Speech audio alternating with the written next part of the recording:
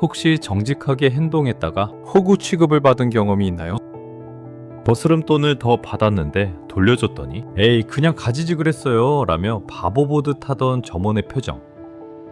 실수를 솔직하게 인정했더니 책임을 뒤집어쓰고 평가에서 불이익을 받았던 그 순간, 진실을 말했다가 오히려 관계가 틀어지고 왜 굳이 그런 말을 했어? 라는 핀잔을 들었던 기억. 그리고 그 옆에서 교묘하게 책임을 회피하고 적당히 거짓말을 섞고 자기 이익을 챙기며 웃고 있던 사람들의 얼굴. 우리는 그런 경험을 하고 나면 이런 생각을 하게 됩니다. 정직한 게 정말 바보 같은 거 아닌가? 세상은 영리한 사람을 좋아하는 거 맞잖아. 그리고 주변을 둘러보면 그 생각이 틀리지 않았다는 증거들이 넘쳐납니다. 정직해서 손해본 사람은 계속 손해를 보고 막삽가르게 처신한 사람은 승진하고 성공합니다. 만약 당신이 정직함이라는 환상에서 벗어나게 되면 인생에 쓸데없는 손해와 배신감이 줄어들게 될 것입니다. 이것은 현실을 직시하는 이야기입니다. 심리학자 로버트 트리버스는 자기 기만의 진화라는 연구에서 충격적인 사실을 밝혔습니다. 인간은 타인을 속이기 위해 먼저 자기 자신을 속이도록 진화했다는 것입니다. 자신이 믿는 거짓말이 가장 설득력이 있기 때문입니다. 진화 심리학적으로 볼 때 순진한 정직함은 생존에 불리한 전략이었습니다. 듀크 대학교의 댄 에리얼리 교수가 수천 명을 대상으로 한 실험에서도 이는 명확히 드러납니다. 사람들은 정직이 최선이라고 말하지만 실제 행동에서는 85% 이상이 자신의 이익을 위해 작은 거짓말을 일상적으로 사용했습니다. 그리고 그들은 그렇게 해서 실질적인 이득을 얻었습니다. 더 흥미로운 건 정직하게 행동한 15%가 특별한 보상을 받지 못했다는 점입니다. 세상은 정직해서 손해보는 사람을 보면 더 좋아합니다. 왜 그럴까요? 그런 사람이 많을수록 자신들이 이득을 보기 쉬워지니까요.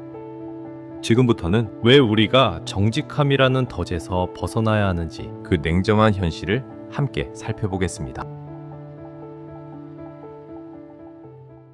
정직하면 결국 보상받는다.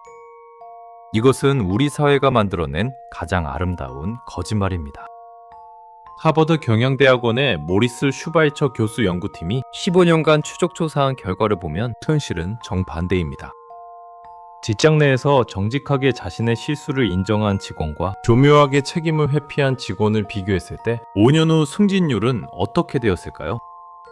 정직한 직원의 승진율은 23%였고 책임을 회피한 직원의 승진율은 61%였습니다.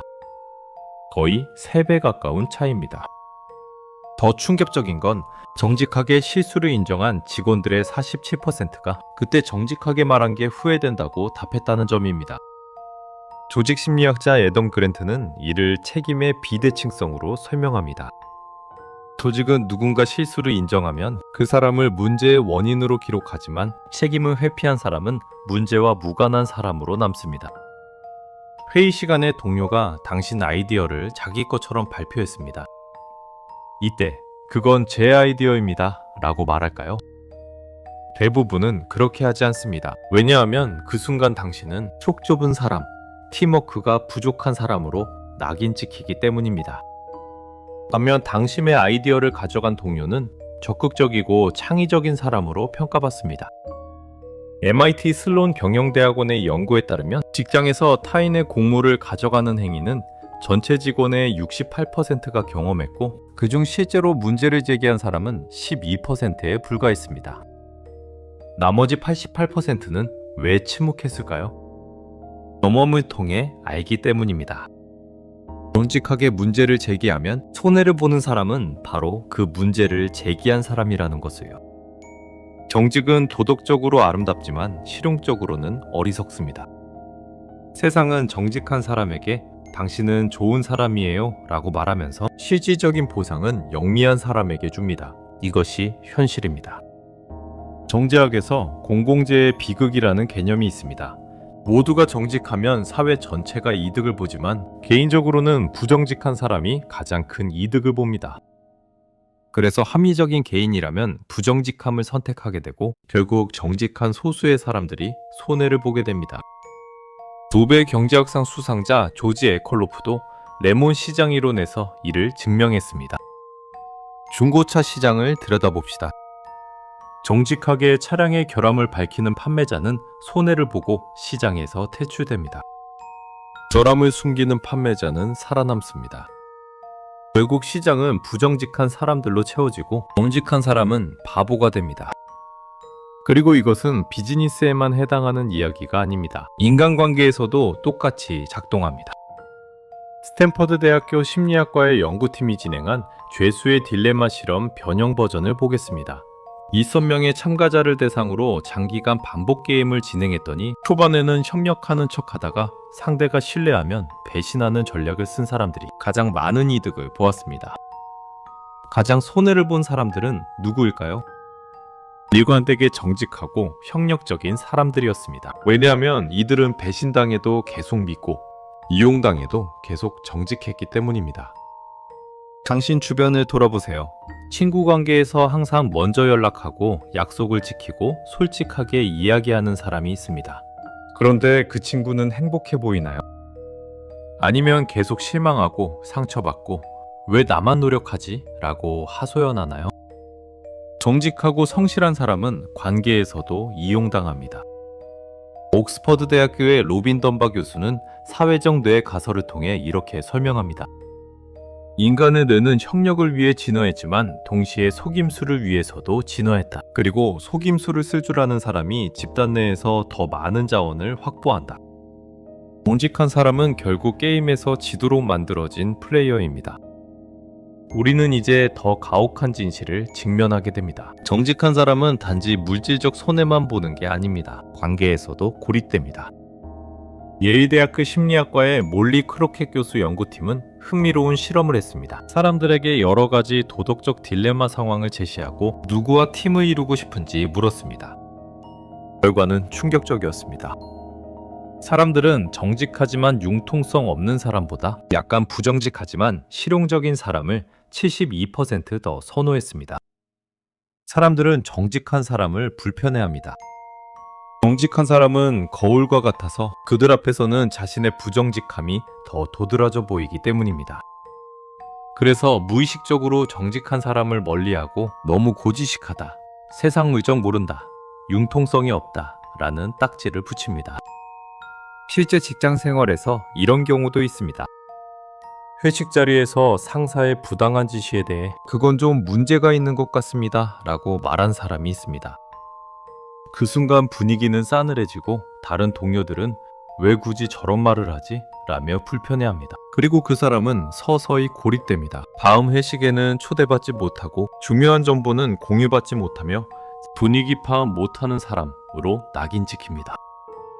컬럼비아 대학교의 조직행동학 연구에 따르면 직장 내에서 부정행위를 목격하고 정직하게 보고한 내부 고발자들의 82%가 2년 내에 퇴사했거나 부서 이동을 강요받았습니다. 그들은 조직을 위해 정직하게 행동했다고 생각했지만 조직은 그들을 오히려 골칫거리로 봤습니다. 더 잔인한 건 당신을 배신한 사람들이 죄책감을 느끼지 않는다는 점입니다. 인지 부조화 이론의 창시자 레온 페스팅거의 연구를 보면 사람들은 자신의 부정직한 행동을 정당화하기 위해 피해자를 비난합니다. 걔가 너무 순진해서 그래. 세상이 원래 그런 거야. 나도 어쩔 수 없었어. 정직해서 손해본 당신은 배신자에게서 사과는커녕 비난까지 듣게 됩니다. 자, 이제 이 잔인한 현실을 받아들였다면 어떻게 살아야 할까요? 무조건 거짓말하고 사람들을 속이라는 이야기가 아닙니다. 하지만 손해보는 정직함, 그리고 이용당하는 착함에서는 벗어나야 합니다. 여기 당신이 오늘부터 실천할 수 있는 구체적인 전략 5가지를 소개합니다. 첫째, 전략적 정직함을 배워라. 이득과 손실 계산하기.